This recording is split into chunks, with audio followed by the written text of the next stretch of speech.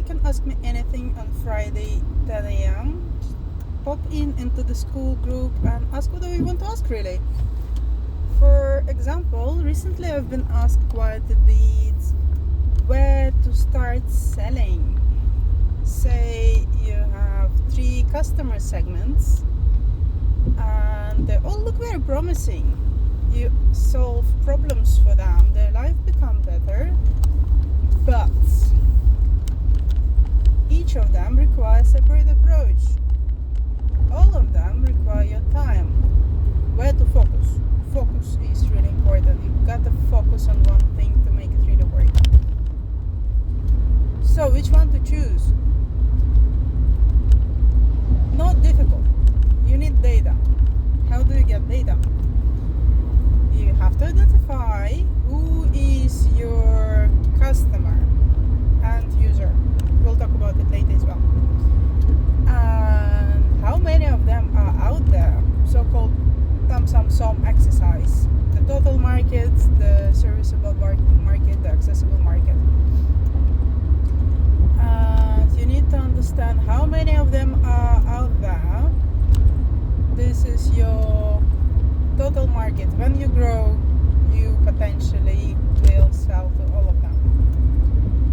And if one of your segments, for example, you're selling an app to mothers to check on their children activities and make sure they're active during the week, and you also sell it to schools to optimize their gym activities, and you also want to sell it to governments. You've got 3 customers,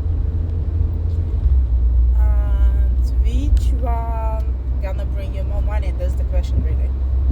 Then you have to understand how many mothers are out there interested in their children physical activity. Those potentially will buy your product.